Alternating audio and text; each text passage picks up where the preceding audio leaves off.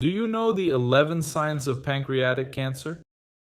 This type of cancer is known for being highly aggressive. It's crucial to watch for symptoms and seek medical help early for a better chance of survival. This cancer is so aggressive because symptoms often appear when it's already advanced, complicating treatment. Also, symptoms can mimic other conditions, leading people to overlook the possibility of pancreatic cancer. Early diagnosis greatly increases your chances of survival and even beating the disease. In advanced stages, the outlook is much less promising, so please pay close attention to the signs. As an endocrinologist, I deal a lot with the pancreas. The endocrine pancreas produces hormones like insulin and glucagon. Insulin lowers blood sugar levels while glucagon raises them. So the pancreas has a hormonal function.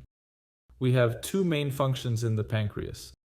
The first is hormone production, as I mentioned.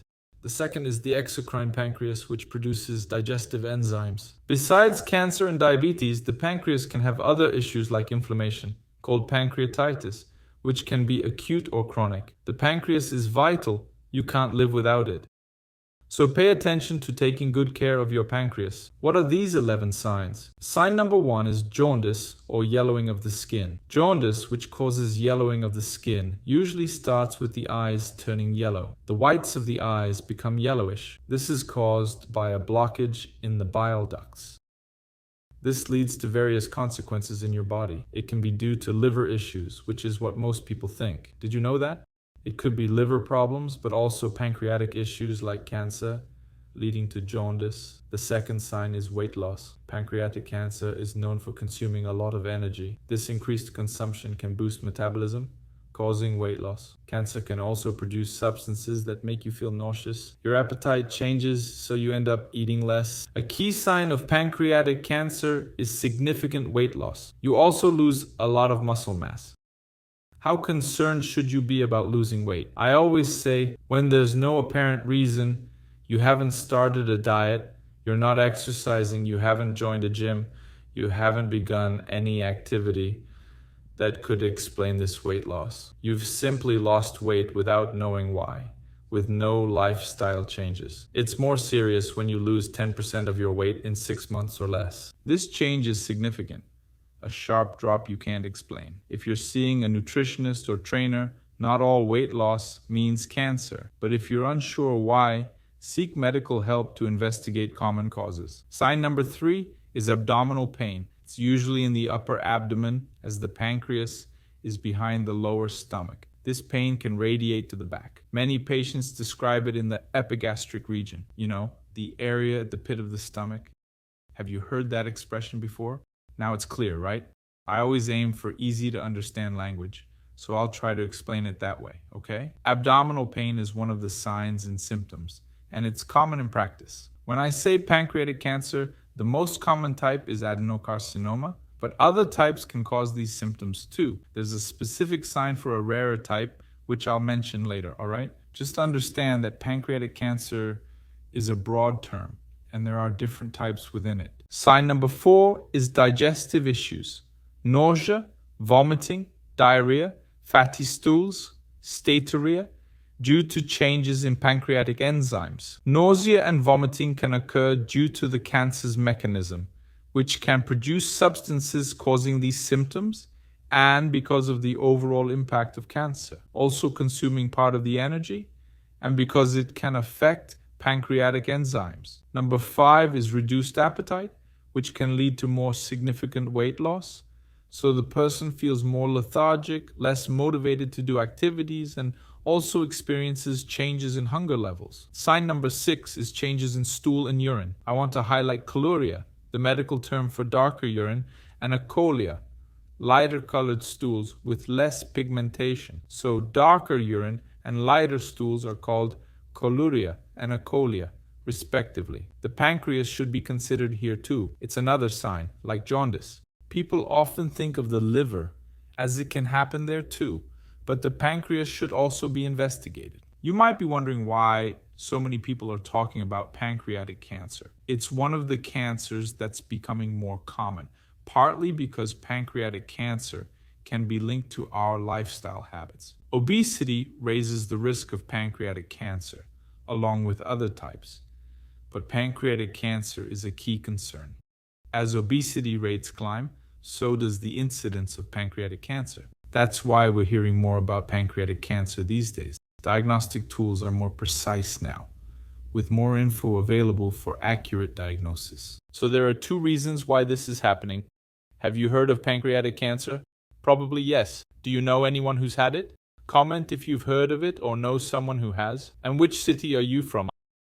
I'm from Porto Alegre, and sign number 7 is itching. Itching all over the body. When bilirubin rises, one of the symptoms you'll feel is itching. So those of you who often comment, I'm feeling itchy, what could it be? If you also have yellowing, check your pancreas and bilirubin levels. Check your levels to see if it's related to this. Sign number 8.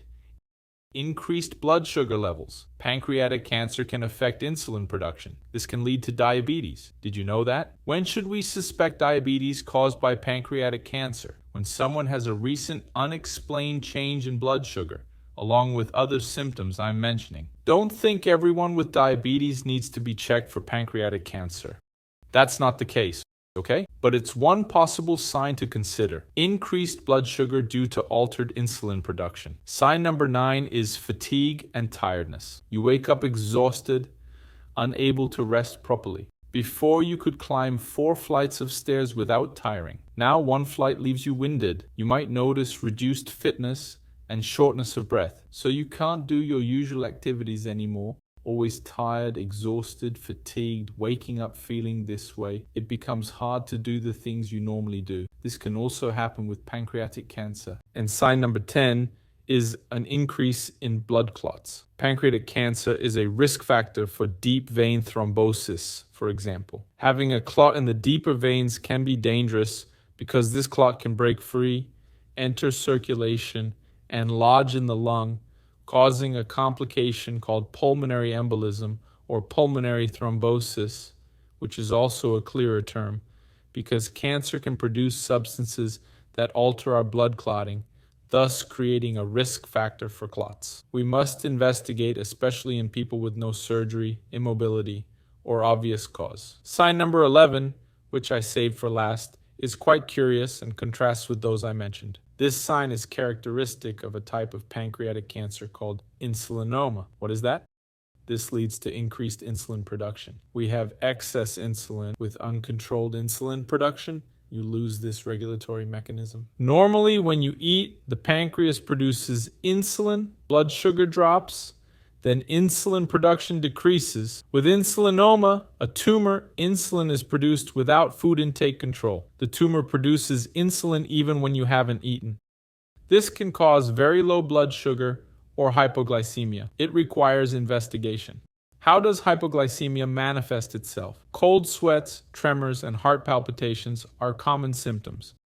Often, the heart tries to compensate by increasing adrenaline and hormones like cortisol, which occurs during hypoglycemic episodes. When adrenaline rises, heart rate increases as well. This leads to tachycardia, cold sweats, and mental confusion. Some may experience dangerously low blood sugar, potentially causing seizures or even coma. If you're experiencing hypoglycemia and don't know why, and you're not taking any diabetes medication that could cause it, or you're not using insulin, you need to investigate the cause. Okay? If you take away just this message from the video, I'll be satisfied. In practice, patients experiencing hypoglycemia often eat something, and when they do, they usually start feeling better, with a quick improvement in these signs and symptoms, providing a rapid way to alleviate these symptoms. Especially when you eat sugar and it progresses, it can become more frequent and serious over time. So if you have a hypoglycemic episode, seek medical help, preferably from an endocrinologist who specializes in this area. Did you enjoy this video?